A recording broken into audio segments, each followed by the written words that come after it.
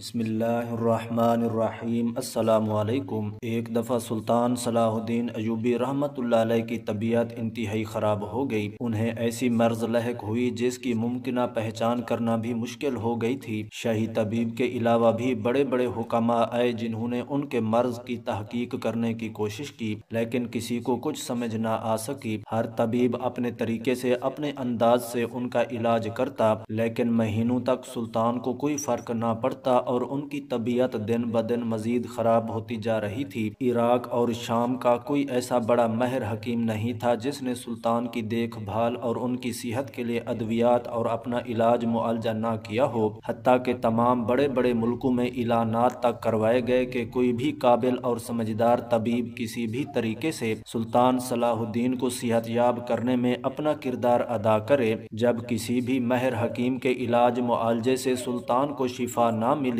تو ایک دن پہاڑ میں رہنے والے ایک کسان کو یہ خبر ملی۔ یہ کسان اپنے کام میں بڑا ماہر تھا، یہ ایک طبیب بھی تھا، لیکن پہاڑ میں رہنے کی وجہ سے لوگ اسے نہیں جانتے تھے، جبکہ یہ جانوروں کی زبان تک سمجھتا تھا اور جنگلی جڑی بوٹیوں کی اسے خوب سمجھ تھی۔ جب اس کسان کو پتہ چلا کہ سلطان کی طبیعت بہت خراب ہے اور سلطان ایک اچھا انسان ہے جس نے اپنی رعایا اور دین اسلام کے لیے بڑی قربانیاں دی ہیں، جس نے اپنی عوام کے لیے بے شمار قربانیاں دیں اور اس زمین پر اللہ کے نظام کو قائم کرنے میں کوئی کسر نہ اٹھا رکھی ہے، لہٰذا مجھے کوشش کرنی چاہیے۔ آخر یہ کسان سلطان صلاح الدین ایوبی رحمۃ اللہ علیہ کے دربار میں حاضر ہوا۔ سلام دعا کے بعد کہا کہ میں آپ کا علاج کرنے کی پوری اور مکمل کوشش کروں گا تاکہ آپ کو شفائے کاملہ مل سکے، لیکن میری گزارش یہ ہے کہ میں کچھ دن آپ کے ساتھ یعنی آپ کے کمرے میں آپ کے ساتھ سوؤں گا۔ انشاءاللہ کچھ دنوں میں آپ کا علاج کرنے اور آپ کو شفائے کاملہ دلوانے میں اپنا پورا تجربہ اور کردار ادا کروں گا۔ آگے شفا دینا اللہ کی ذات کے ہاتھ میں ہے، لیکن اگر کچھ دنوں میں آپ کو ٹھیک نہ کر سکا تو میں واپس چلا جاؤں گا۔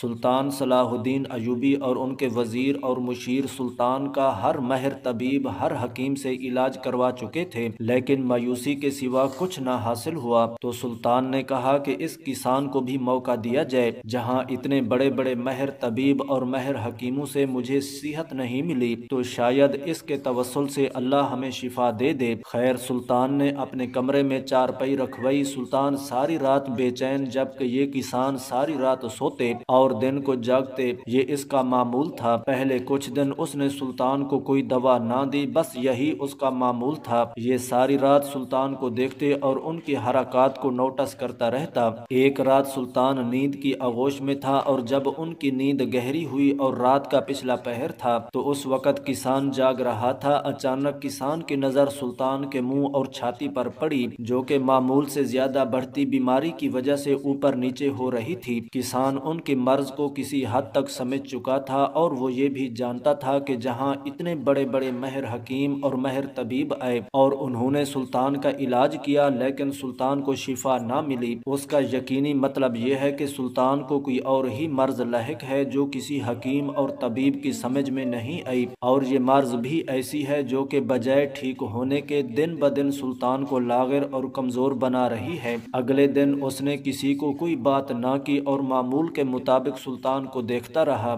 دن کے پچھلے پہر اس نے سلطان سے اجازت مانگی کہ آپ ایک سپاہی اور ایک گھوڑا مجھے دے دیجئے، میں رات میں واپس آتا ہوں۔ سلطان کے حکم پر انہیں ایک سپاہی اور گھوڑا دیا گیا۔ کسان اس گھوڑے پر سوار ہو کر پہاڑ کی طرف روانہ ہو گیا۔ کسان پہاڑ سے ایک خطرناک سانپ اور چند عجیب و غریب جڑی بوٹیاں لے کر دربار میں حاضر ہوا۔ اس خطرناک سانپ کو دیکھ کر سپاہی اور شاہی طبیب حتیٰ کہ سلطان سب گھبرا کر سوچ رہے تھے کہ اس کسان کا کیا مقصد ہے، کسان سانپ کو لے کر دربار میں کیوں داخل ہوا ہے۔ خیر، کسان پہلے ان سب سے کہا تھا کہ کچھ دنوں تک میں جو کروں آپ نے مجھ سے سوال اور جواب نہیں کرنا، انشاءاللہ چند دن بعد سلطان صحت یاب ہو جائیں گے، اور اگر ایسا نہ ہو سکا تو میں خاموشی سے واپس چلا جاؤں گا۔ اس سارے وقت میں کسان نے کسی قسم کی دولت کا کوئی مطالبہ نہ کیا۔ پھر کسان ایک مخصوص کمرے میں بیٹھا اور اس جڑی بوٹیوں کی مدد سے دوا تیار کرنے لگا، لیکن ہر کوئی یہی سوچ رہا تھا کہ کسان یہ سانپ لے کر کیوں آیا ہے، اس کے کیا مقاصد ہیں۔ جب یہ کسان مخصوص کمرے میں بیٹھا دوا بنا رہا تھا تو ایک وزیر نے اسے دیکھ لیا किया और वो दौड़ते हुए सुल्तान के पास हाजिर हुआ और कहा कि सुल्तान मुअज्जम, ये किसान अपनी जड़ी बूटियों में मुझे लगता है कि जहर मिला रहा है। तो सुल्तान के करीबी वजीर इब्न यूसुफ ने जब ये सुना तो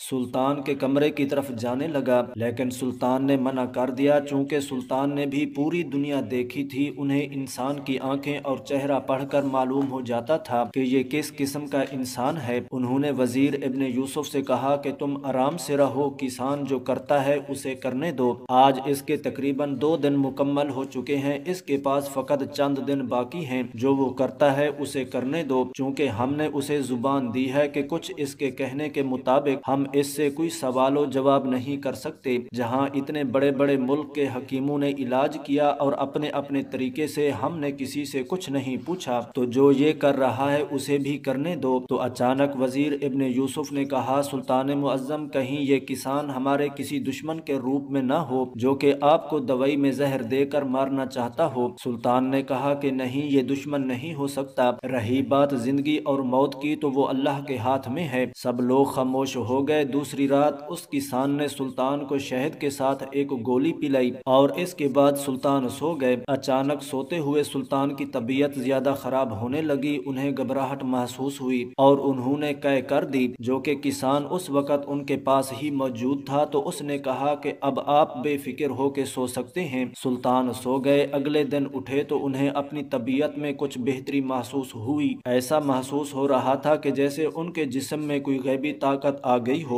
मुख्तसर ये कि अगले दिन किसान सुल्तान को दवा पिलाता रहा और उन कुछ दिनों के बाद सुल्तान की सेहत मुकम्मल तौर पर शिफा याब हो गई, लेकिन कुछ कमजोरी अभी भी उनके जिस्म में महसूस हो रही थी। लेकिन पहले वाली मर्ज और कमजोरी खत्म हो चुकी थी। सुल्तान ने अपने खास हकीम से कहा कि मेरा मुआयना करो। शाही हकीम ने मुआयना किया तो उसने कहा कि सुल्तान मुअज्जम, ये कोई अल्लाह का मौजज़ा ही हुआ है। आप माशाअल्लाह दिन ब दिन बेहतर होते जा रहे हैं। आपके चेहरे की ताजगी वापस आ गई है। सुल्तान मुअज्जम, आपको याद होगा कि आज से कुछ दिन पहले जब आप कुल्ली करते थे तो आपके मुंह से बलगम और रतूबत निकलता था, लेकिन अब अल्हम्दुलिल्लाह आप कुल्ली कर रहे हैं, लेकिन आपको ना बलगम आ रही है और ना ही रतूबत महसूस हो रहा है। जब ये किसान जाने लगा तो सुल्तान सलाहुद्दीन अयूबी, उनके खास वजीर इब्न यूसुफ और शाही हकीम उस किसान से कहने लगे कि आपने हमसे कहा था कि कुछ दिन में सुल्तान को जैसी मर्ज दवा पिलाऊं, जो मर्जी करूं, और मैंने उनके साथ सोना है। आपकी हर चीज की हमने तायीद की, लिहाजा अब आप जा रहे हैं और हम सब आपके शुक्रगुजार हैं कि आपके इलाज के जरिए अल्लाह ने हमें शिफा दी। लेकिन चूंकि अब अगर आप मुनासिब समझें तो आप बताना पसंद करेंगे कि मेरा इलाज आपने कैसे किया और मुझे कौन सी बीमारी थी, और एक ये भी गुजारिश है कि आप हदिये में क्या लेना चाहते हैं, हम हर चीज आपको मुहैया करेंगे। किसान ने कहा, सुल्तान मुअज्जम, पहली बात तो यह है कि मुझे हदिये का कोई लालच नहीं। अगर मैं लालची या दुनियादार होता तो मैं पहाड़ों में झोंपड़ी लगाकर बसेरा न करता, इराक के शहर के अंदर एक खूबसूरत शाही महल में रहता। मुझे पैसों की कोई जरूरत नहीं। और रही बात कि आपने मेरी किसी चीज का मुझसे सवाल नहीं किया और अब आप पूछ रहे हैं, तो ये आपका बड़ापन है। यकीन मानेंगे, अगर आप मुझे मेरी मर्जी के मुताबिक दवाई ना करने देते तो शायद आपकी मर्ज की तशखीस ना होती और ना ही आप सेहत याब होते। इसमें कोई राय नहीं कि शिफा देने वाली जात अल्लाह की है, लेकिन अल्लाह ताला ने इस दुनिया को वसाइल के साथ जोड़ा हुआ है। अल्लाह ने मुझे वसीला बनाया और आपको सेहत अता फरमाई। सुल्तान मुअज्जम, रही बात आपकी मर्ज और तशखीस की, तो जहाँ तक मुझे मालूम है वो ये है कि आपने कोई ऐसी चीज खाई थी जिसका जहर दिन ब दिन आपके जिस्म में बढ़ता जा रहा था और आप दिन ब दिन मजीद कमजोर और बीमार पड़ते जा रहे थे। लेकिन ये भी जरूरी था कि आपके जिस्म में जिस चीज का जहर फैल रहा है, सिर्फ उसी के रोकने और उसी को खत्म करने के लिए उसके मुताबिक दवा तैयार किए जाएं, क्योंकि ये मुझे और आपको नहीं मालूम कि आपने ऐसी क्या दवा खाई या इसमें अल्लाह की क्या हिकमत थी। लेकिन ये यकीनी बात है कि आपने कोई ऐसी दवा जरूर खाई है जो कि इंतहाई जहरीली थी और दिन ब दिन आपको अंदर से खत्म कर रही थी। मैंने एक खास किस्म और चंद इंतहाई नायाब जड़ी बूटियों के जरिए ये दवा तैयार की थी।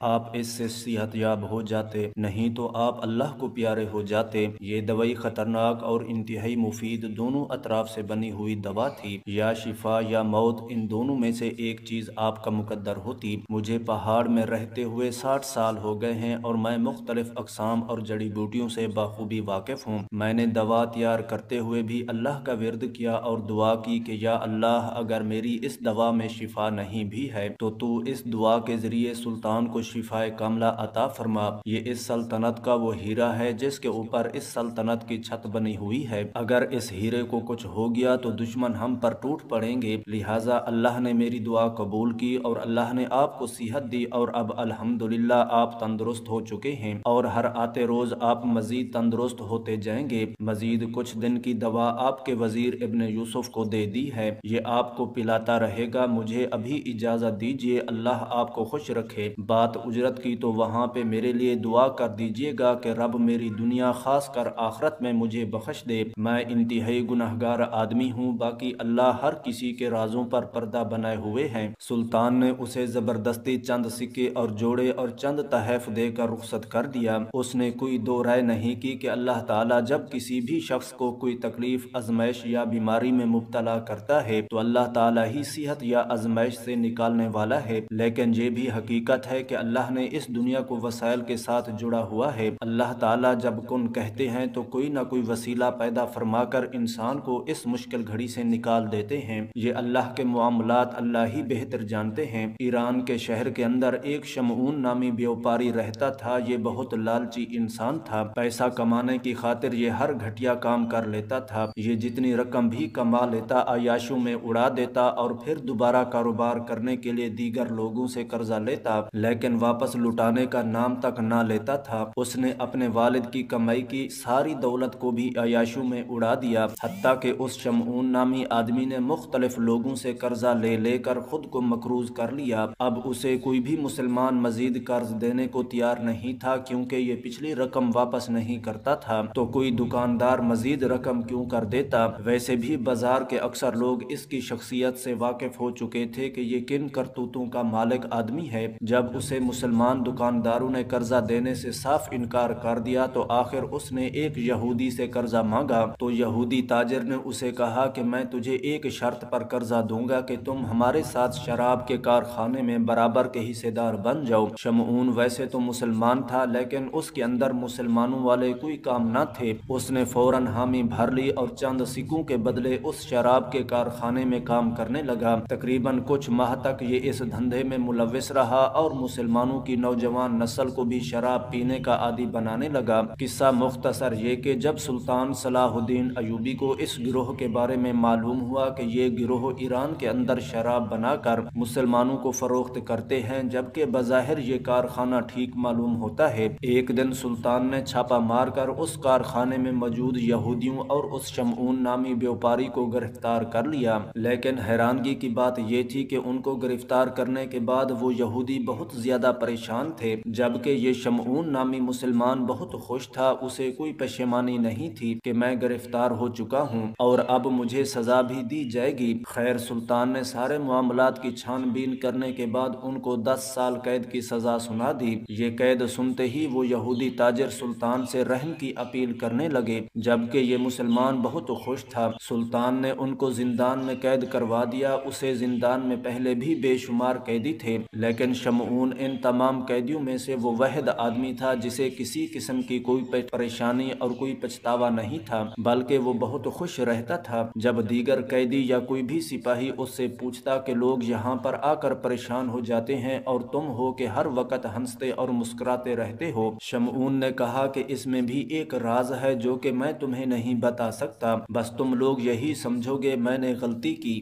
اور اس کی سزا پا رہا ہوں۔ حتیٰ کہ چند سپاہیوں نے یہ خبر سلطان صلاح الدین ایوبی رحمت اللہ علیہ تک پہنچائی کہ پورے زندان میں وحد شمعون نامی وہ بیوپاری ہے جو کہ بہت خوش ہے، جسے کسی قسم کی نہ ہی کوئی پریشانی ہے اور نہ ہی اپنے گناہ پر پچھتاوا ہے۔ سلطان سپاہیوں سے کہا کہ تم نے شمعون سے پوچھا نہیں کہ وہ زندان میں آ کر آخر اس قدر خوش کیوں ہے؟ تو سپاہیوں نے بتایا کہ ہم نے پوچھا، جس پر وہ کہتا ہے کہ یہ ایک راز ہے جسے میں کسی کو نہیں بتا सकता। सिपाहियों ने मजीद बताया कि सुल्तान मुअज्जम उसके दीगर साथी कैदी भी इससे इतना खुश होने की वजह पूछते हैं तो वो किसी को भी सीधी बात नहीं करता। एक सिपाही ने कहा कि सुल्तान मुअज्जम, मैं यकीन से कह सकता हूँ कि शमऊन के जिंदान में आकर इस कदर खुश रहने में कोई ना कोई गहरा राज पोशीदा है, लेकिन ये भी एक हकीकत है कि कैदियों और सिपाहियों के पूछने के बावजूद भी वो किसी को सच बताना नहीं चाहता। हत्ता कि इसके साथी कैदी भी इसको इस हाल में देखकर बहुत ज्यादा हैरान और परेशान होते हैं कि ये कैसा आदमी है कि कैद में आकर खुश हो रहा है, जबकि हर आदमी इस कैद से निकलने की तदबीर सोचता रहता है। सिपाहियों से सारी गुफ्तगू करने और सुनने के बाद सुल्तान सलाहुद्दीन अयूबी ने कहा कि खैर, मैं इसका कोई ना कोई तरीका निकालता हूँ जिससे शमऊन इस राज से पर्दा उठा दे। काफी सोचो विचार के बाद आखिर सुल्तान सलाहुद्दीन अयूबी इस नतीजे पर पहुंचे। वो खुद भेष बदलकर एक मुजरिम की शक्ल में उसी जिंदान में कैद हो गए और शमऊन नामी उस व्यापारी से खुश रहने के बारे में सारा राज जान सके। फकत कुछ दिन के बाद सिपाहियों से मशवरा करने के बाद सुल्तान सलाहुद्दीन अयूबी अपना भेष बदलकर एक मुजरिम की शक्ल में कैदी बनकर जिंदान में कैद हो गए। वहाँ सिर्फ इब्ने यूसुफ के अलावा किसी को खबर नहीं थी कि ये सुल्तान सलाहुद्दीन अयूबी है जो कि एक कैदी की शक्ल में इस जिंदान में आए हैं। आखिर कुछ दिन गुजरने के बाद सुल्तान सलाहुद्दीन अयूबी शमऊन के बहुत ज्यादा नजदीक हो गए, क्योंकि सुल्तान खुद भी इस कैद में जाकर बहुत खुश रहते थे। इस पूरे कैद खाने में एक सुल्तान और दूसरा आदमी वो शमऊन था जो खुश रहते थे, जबकि बाकी हर कैदी परेशान रहता था। आखिर एक दिन शमऊन ने सुल्तान को कैदी समझते हुए पूछा कि तुम जब से इस जिंदान में आए हो मेरी तरह बहुत खुश रहते हो, आखिर इसके पीछे क्या राज है? सुल्तान ने कहा कि पहले तुम बताओगे। मैं जब से आया हूँ मैं तुम्हें देख रहा हूँ कि तुम्हें कोई परेशानी और कोई तकलीफ नहीं है। तो शमऊन ने कहा कि मैं तुम्हें रात को सारा किस्सा बताऊंगा। सुल्तान ने कहा ठीक है, फिर मैं भी तुम्हें रात को ही बताऊंगा कि मैं खुश क्यों हूँ। आखिर रात इशा के वक़्त सुल्तान ने नमाज अदा की तो फिर शमऊन से पूछा कि अब बताओ कि तुम इतने खुश क्यों हो। शमऊन ने कहा दरअसल बात यह है कि मैंने हराम हलाल तरीके से बहुत ज्यादा पैसे कमाए, लेकिन मेरी कमाई गई तमाम दौलत अयाशियों में उड़ गई। फिर मैंने मुख्तलिफ ताजरों से कर्ज लेना शुरू कर दिया। मैंने कमोपेश 20 ताजरों से कर्ज लिया है और उसे खा चुका हूँ। अब वो कर्ज लुटाने की मुझ में सिकत नहीं थी और ना ही मैं लुटाना चाहता हूँ। मुझसे जब भी कोई ताजिर अपनी रकम का तकाजा करता तो मैं कोई ना कोई बहाना बना देता, ताकि आखिर में उन यहूदियों के शराब कारखाने में काम करना शुरू कर दिया, जहाँ से मुझे अच्छी खासी रकम मिलती थी, जिससे मेरी अयाशियों वाली पुरतायुस जिंदगी सुकून से गुजर रही थी। लेकिन एक दिन सुल्तान ने छापा मार कर मुझे और मेरे साथियों को गिरफ्तार कर लिया। रही बात कि मैं खुश क्यों हूँ, वो वजह यह है कि मैंने चंद लाख दिनार का कर्ज लिया है और लोगों को वापस लौटाने के बहाने बता बता कर मैं थक चुका हूँ। हत्ता के चंद लोगों ने तो मुझे गालियां तक दी, एक दो ने मेरे गिरबान को पकड़ा। मैं बहुत परेशान होता था कि मैं ये रकम कैसे लुटाऊं, लेकिन मुझे यकीन था कि मैं इनकी रकम किसी भी हाल में वापस नहीं लौटा सकता। जब सुल्तान ने मुझे कैद में डाला तो मैं बहुत खुश हुआ कि अब मुझे किसी भी ताजिर के पैसे नहीं लुटाने पड़ेंगे, क्योंकि 10 साल की कैद हुई है। इन 10 सालों में तो कोई ताजिर मुझसे अपनी रकम वापस मांगने का तकाजा नहीं करेगा।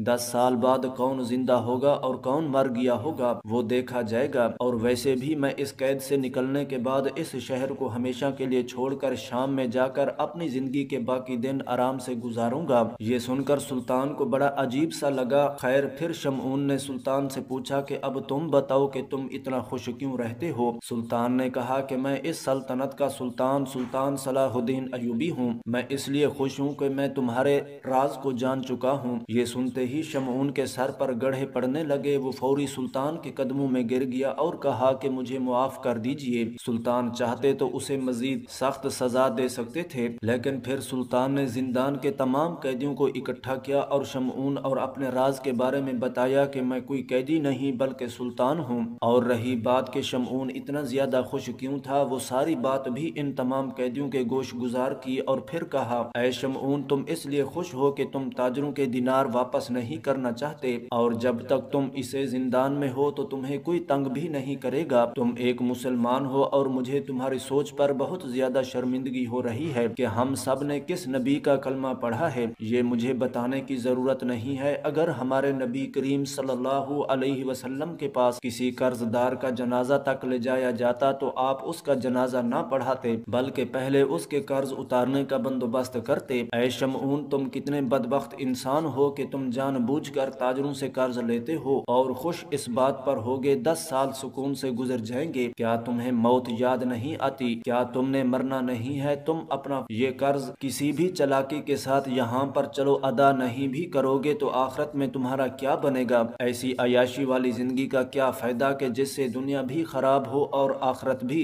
میں بھی تمہارا اعتبار، تمہاری عزت ختم ہو جائے اور آخرت میں بھی تم سخت سزا کے حقدار ٹھہرو۔ کیا تمہیں نہیں پتا کہ قرضہ کتنا بڑا گناہ ہے؟ تمہاری جو بھی سوچ ہو، لیکن تم یہ تو سمجھتے ہو کہ ہم سب نے یہ دنیا چھوڑنی ہے، مرنے کے بعد تمہیں دنیا والے بھی ذلیل جانیں گے اور اللہ کی بارگاہ میں بھی تم کڑی سزا کے مستحق ٹھہرو گے۔ ابھی سلطان بول ہی رہے تھے کہ شمعون دھاڑے مار مار کر رونے لگا اور کہا کہ جو بات مجھے پچھلے 60 سالوں میں سمجھ نہیں آئی وہ آپ نے مجھے چند لمحوں میں سمجھا دی۔ میں معافی چاہتا ہوں، مجھے معاف کر دیجئے۔ میں اپنی موت کو بھول بیٹھا تھا۔ میں اتنے قیدیوں کے سامنے وعدہ کرتا ہوں کہ میں جب بھی اس قید سے رہائی پاؤں گا تو میں تمام تاجروں کا 1 دینار واپس کر دوں گا۔ اور پھر بالکل ایسا ہی ہوا۔ 10 سال کی جگہ ان قیدیوں کو 2 سال بعد سلطان صلاح الدین ایوبی نے رہائی دے دی۔ اور پھر اس تاجر نے جب نیک نیت سے کاروبار کرنا چاہا تو اس کے پاس رقم نہیں، تب سلطان صلاح الدین ایوبی نے شاہی خزانے سے اسے دینار دیے، جس سے اس شمعون تاجر نے تجارت شروع کی اور حتیٰ کہ اس نے اپنا تمام قرضہ بھی اتارا اور ایک مالدار آدمی کی حیثیت سے اپنا مقام بھی بنا لیا۔ سلطان صلاح الدین ایوبی اکثر اس شمعون تاجر کی زندگی کے بارے میں لوگوں کو بتایا کرتے تھے کہ کس طرح ایک آدمی عیاشیوں میں پڑ گیا، پھر اللہ نے اسے ہدایت دی۔ بے شک اللہ جب چاہے جسے چاہے اسے ہدایت دے دے۔